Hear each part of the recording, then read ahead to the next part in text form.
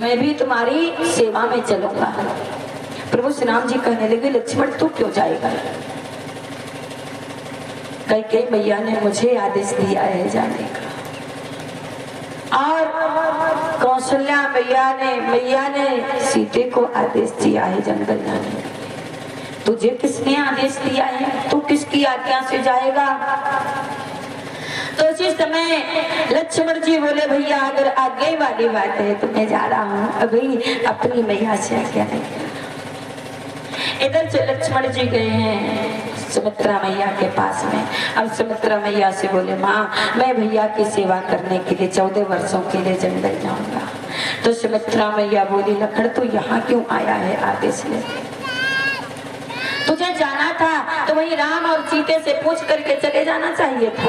और सुन, अगर तुम सोचते हो कि भगवान माता पिता की आज्ञा दे करके जा रहे हैं, नहीं, राम तो तुम्हारे लिए जंगल जा रहे हैं। साफ साफ मानस में दर्शन कराया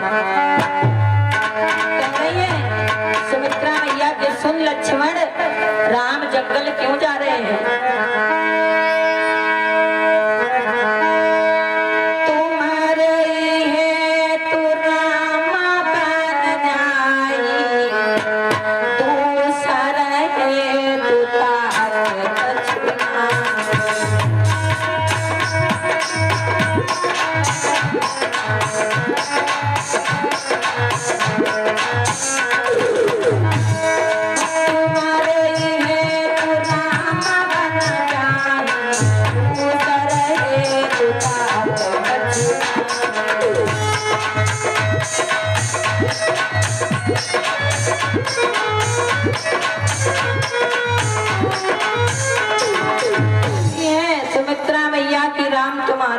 जंगल जा रहे हैं, और बात भी सच्ची है। सुमित्रा मैया बोले, तुम्हारा भार हल्का करने के लिए राम जंगल जा रहे हैं।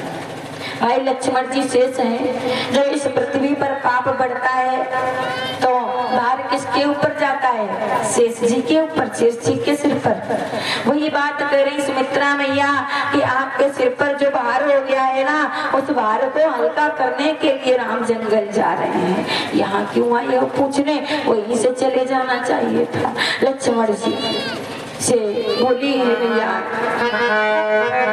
आज मैं धन्य हो गई, लेकिन एक बात और कही थी। कहने लगी, लक्ष्मण तुम जंगल तो जा रहे हो, मैं माँ हूँ इस नाते से आपसे कह रही हूँ, तुम्हारी पत्नी उर्मिला घर में रहेंगी, सीता जंगल जा रही राम के साथ में, और अगर आपके अंदर सीता के प्रति गलत भाव हो गया तो अनर्थ हो जाएगा। लक्ष्मण जी कहने लगे, माँ तुझे अपने बेटा लक्ष्मण के ऊपर विश्वास नहीं है? सुमित्रा मैया बोली, विश्वास है बेटा, और कहीं सोते हुए सपने में गलत भाव आ गया तो भी अनर्थ हो जाएगा। लक्ष्मण जी मुझे उठा करके बोले, मैया जा।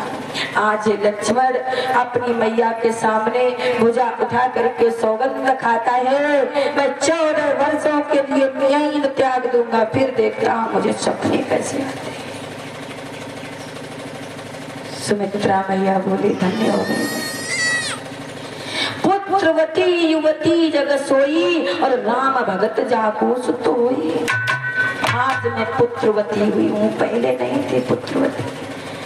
जब से मेरा बेटा राम की सेवा करने चला है, तब से मैं पुत्रवती हुई हूँ। और क्या बोले, जाओ जाओ ललन मेरे बेटा लखन प्राण प्यारे, भाग्य धनी धनी है बेटा हमारे।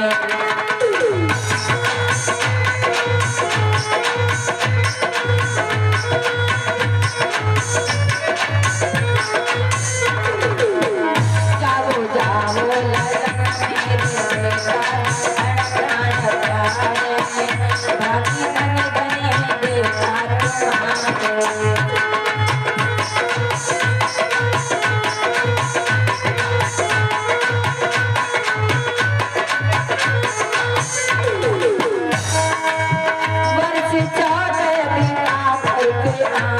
है बेटा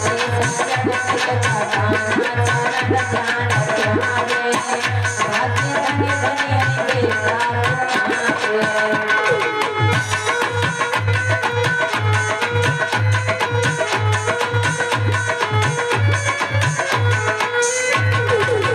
भैया से आज्ञा लेकर के लखन जी आगे चले। मन में विचार किया 14 वर्षों के लिए जा रहा हूँ, कम से कम उर्मिला को तो बता दो। जब उर्मिला जी के पास में पहुंचे हैं, उधर उर्मिला जी बहुत प्रसन्न थी, लेकिन लक्ष्मण जी को आते हुए देखा तो रोने लगी। लक्ष्मण जी इस मंजस में पड़ गए कि मैंने अभी इसको कुछ बताया भी नहीं, ये रोने क्यों लग गई। पूछते हैं क्या हुआ, तू रो क्यों रही है। तो उर्मिला जी ने जवाब दिया, सुनो नाथ, मैं स्याही लेकर के एक चित्र बना रही थी। वो भी कैसा चित्र।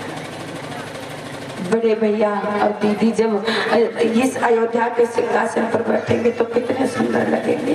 मैं भैया को और दीदी को सिंहासन पर बैठे हुए चित्र बना रही थी, और पता है पूरा का पूरा चित्र बन गया था, केवल मुकुट बनाना शेष रह गया था। तब तक स्याही सारे के सारे चित्र के ऊपर फैल गई और पूरा चित्र बिगड़ गया। ये देख करके मैं रो रही हूँ। लक्ष्मण जी बोले, ये चित्र सही टाइम पर बिगड़ा है, ये चित्र सही टाइम पर बिगड़ा है। और मिले तुम सोच रही थी कि भैया और भाभी सिंहासन पर बैठेंगे, सिंहासन पर बैठने का समय अभी नहीं।